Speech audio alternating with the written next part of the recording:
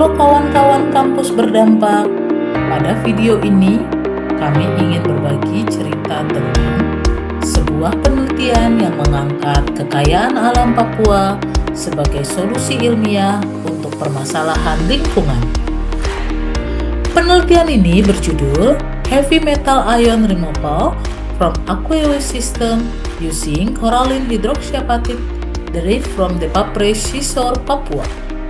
Secara sederhana, penelitian ini membahas bagaimana hidroksiapatit yang disintesis dari koral pantai de Papre dapat dimanfaatkan sebagai material penyerap logam berat dari air. Penelitian ini dilakukan oleh tim dari jurusan Fisika dan jurusan Kimia, Fakultas Matematika dan Ilmu Pengetahuan Alam, Universitas Cendrawasih. Oktolia Togibasa bertindak sebagai ketua tim peneliti bersama Himawan dan Abraham Beni Bungasalu serta didukung oleh mahasiswa program studi fisika angkatan 2022 Krista Maya Ansanaya. Mari kita berkenalan dahulu dengan material utama dalam penelitian ini, yaitu hidroksiapatit atau sering disingkat HAP. Hidroksiapatit adalah mineral kalsium fosfat yang secara alami menjadi komponen utama penyusun tulang dan gigi pada manusia serta hewan vertebrata. Karena sifatnya yang biokompatibel dan bioaktif, hidroksiapatit sudah lama dikenal dan dimanfaatkan dalam berbagai bidang, mulai dari medis hingga lingkungan.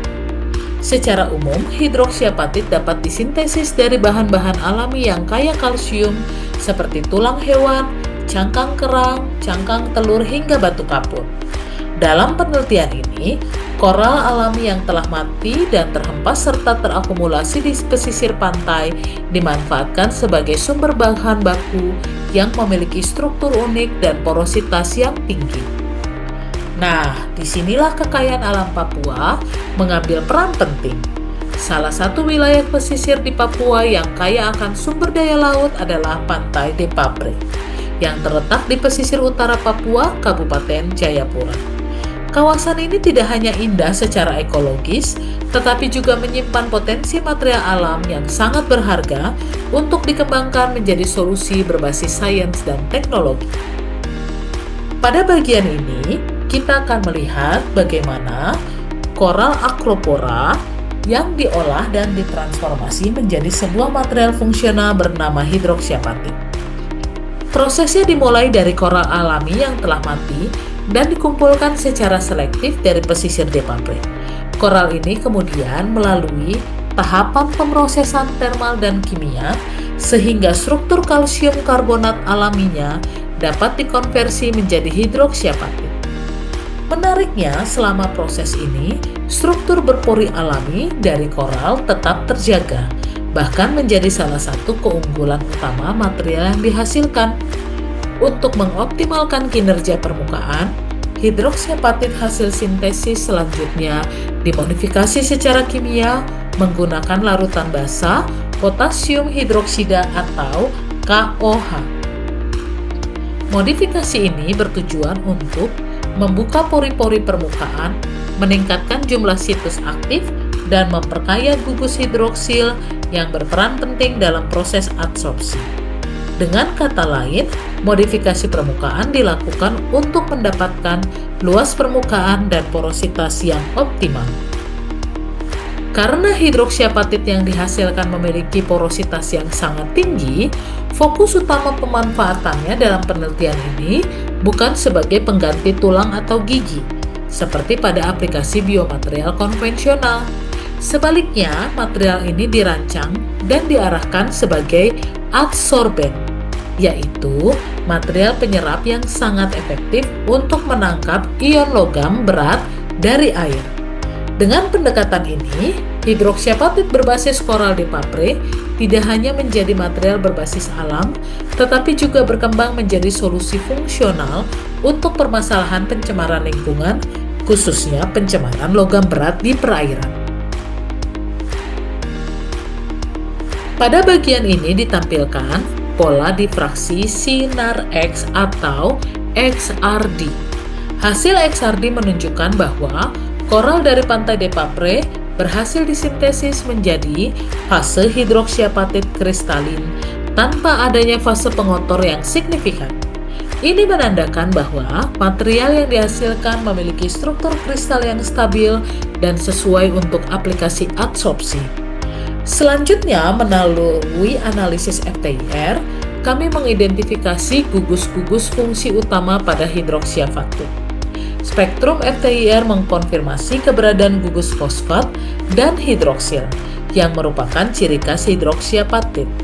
Gugus-gugus ini sangat penting karena berperan langsung dalam pengikatan ion logam berat selama proses adsorpsi. Gambar scanning elektron mikroskop pada layar memperlihatkan morfologi permukaan hidroksiapatit dari koral de Papre.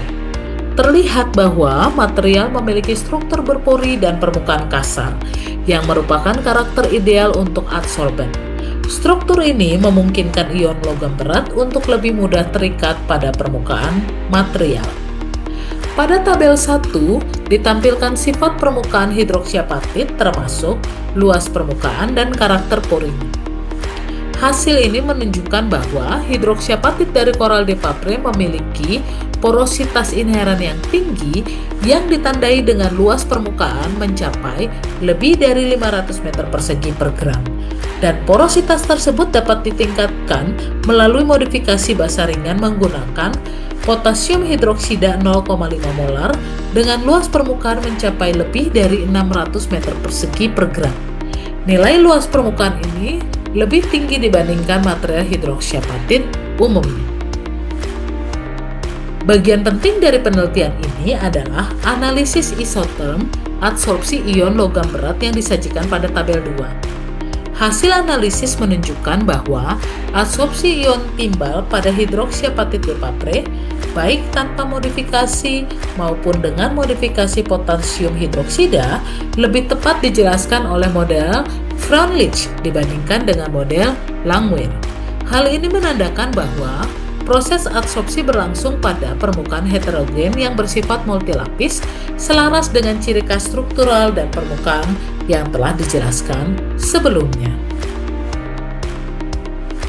Sebagai kesimpulan, penelitian ini menunjukkan bahwa hidroksiapatit berbasis koral dari pantai de Papre, Papua memiliki porositas alami yang sangat tinggi dan sangat potensial memiliki sebagai material adsorben logam berat. Modifikasi basa ringan terbukti mampu meningkatkan kinerja adsorpsi dengan kondisi optimum pada konsentrasi 2,5 molar. Temuan ini menegaskan bahwa material lokal Papua dapat dikembangkan menjadi solusi berbasis sains untuk remediasi lingkungan sekaligus membuka peluang riset lanjutan dan inovasi material ramah lingkungan. Sebagai penutup, penelitian ini menghasilkan luaran utama berupa artikel ilmiah yang saat ini masih berada dalam proses penyempurnaan dan penilaian, dengan target publikasi pada Next Materials, sebuah jurnal internasional bereputasi yang diterbitkan oleh Elsevier. Publikasi ini diharapkan dapat menjadi sarana untuk memperkenalkan potensi material berbasis koral Papua kepada komunitas ilmiah global. Penelitian ini dapat terlaksana berkat dukungan pendanaan dari Kementerian Pendidikan Tinggi, Sains dan Teknologi Republik Indonesia melalui program Hibah Penelitian Fundamental Reguler tahun 2025. Dukungan ini menjadi bagian penting dalam mendorong riset dasar yang berakar pada potensi lokal dan berdampak bagi pengembangan ilmu pengetahuan dan lingkungan.